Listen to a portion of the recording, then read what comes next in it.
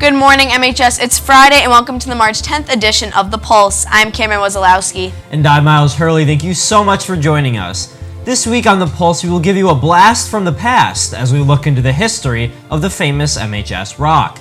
We'll then bring you on a trip down the road to the annual Wickham Park opening to showcase a beautiful Manchester hotspot.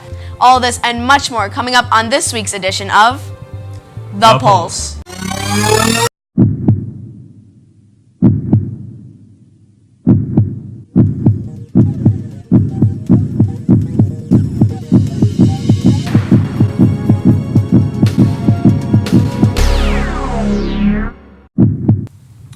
In the past 12 academic years, thousands of students have called Manchester High School their home away from home. While the faces change, one thing has remained constant: the Rock. Chris Pagano peels back the layers of paint to discuss the history and meaning of this MHS landmark. As you arrive onto the school's campus, past the many cars that fill up the senior parking lot, you will find the Rock. Located right in front of the entrance to the school, this rock has been regularly decorated by MHS students since it was gifted by the class of 2005 after graduation. It was intended to be a place for school spirit, kind of positive thing where kids would have a place to meet and celebrate, like, you know, winning a game. And it has been used that way countless times by entire classes, clubs, and a variety of sports teams. My first experience with the Rock was my freshman year during my first cross-country season, and the captain, Joe Ruggiero, asked all of the young guys if we wanted to go paint the Rock. And I remember my experience being kind of shocked that I was being involved in such a long and, you know, high-held tradition that our school has.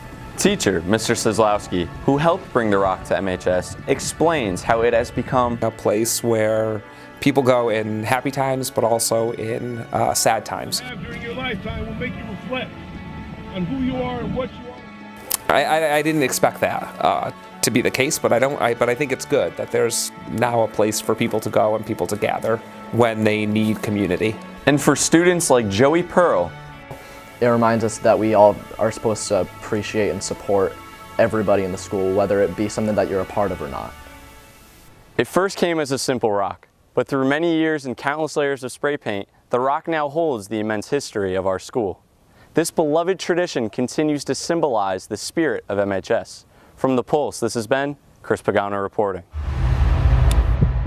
It's amazing to reflect on how this stone weighs on the consciousness of our school during times of happiness and sorrow. It certainly stands as a reminder of both our past and an enduring symbol of change. April showers may bring May flowers, but local botanical treasure Wickham Park officially opened for the season on April 8th. Lucas Bulldog visits Wickham to survey the landscape. On July 1st, 1961, Wickham Park celebrated its very first opening day on the 130 acres of land donated to them by Clarence H. Wickham. 56 years later, on April 8th, Wickham reopened the family favorite destination once again. And all these years later, the show-stopping scenery and abundance of outdoor activities has kept Wickham faithfuls and newcomers coming back. But, running around by the gardens, I can understand why the park's a nice place. The beautiful gardens are just part of what makes Wickham special. In recent years, Wickham has added tennis courts, baseball fields, a full disc golf course, and many other new attractions for Manchester and Connecticut residents alike to enjoy. Wickham is especially important to the MHS community, as it's used as a cross-country course during the season. This beautiful scenery and wonderful family atmosphere has made Wickham Park a favorite springtime destination for Manchester residents. From The Pulse, this has been Lucas Bulldog reporting. It seems like everyone in Manchester has their own Wickham memory, from visiting Santa and Mrs. Claus to visits to the flower gardens and cross-country events. Wickham really is a park for all seasons.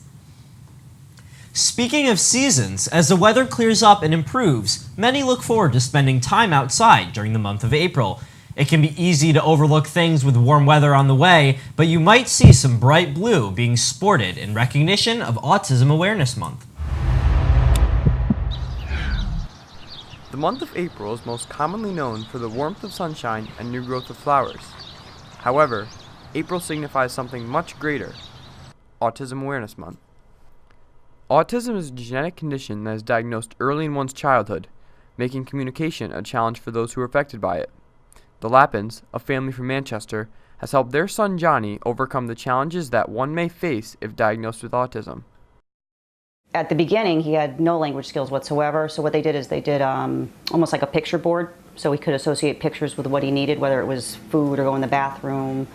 And it's now progressed where he's had a lot of speech therapy.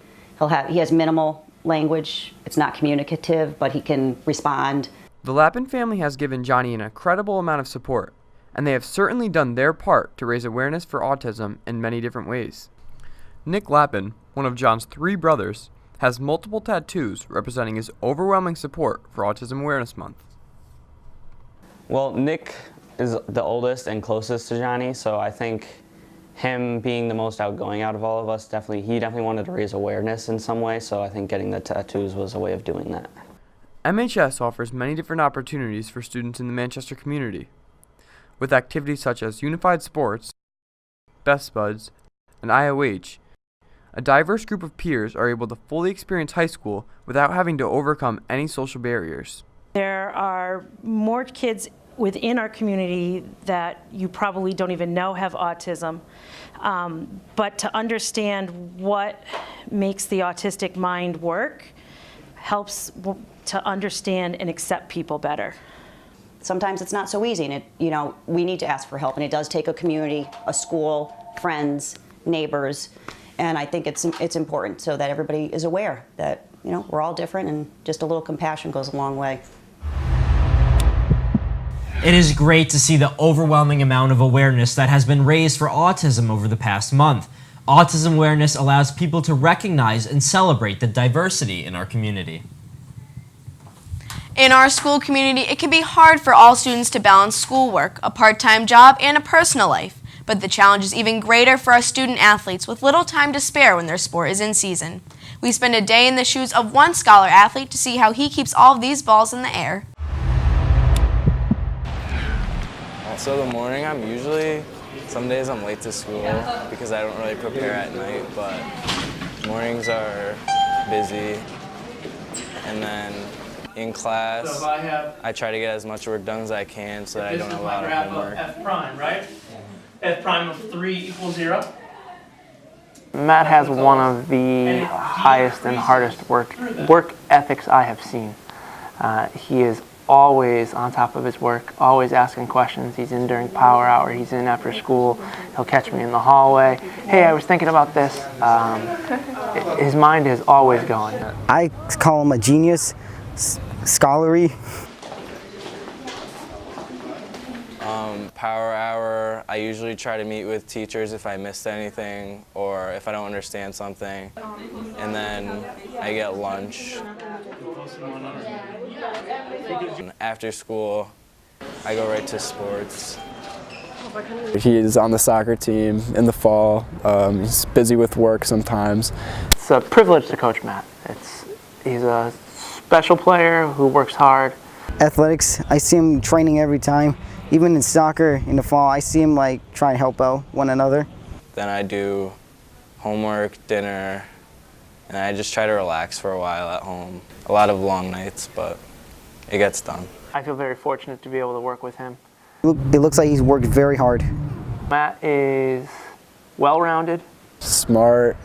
I think of him as a really good friend. And he's easy to talk to. I think he's easy to relate with people. And that's pretty much what I do during the day. Matt Kropp has recently been awarded the Governor's Scholar Award, which honors 30 of the most academically talented students in Connecticut each year. He truly embodies the term scholar athlete. Congratulations, Matt.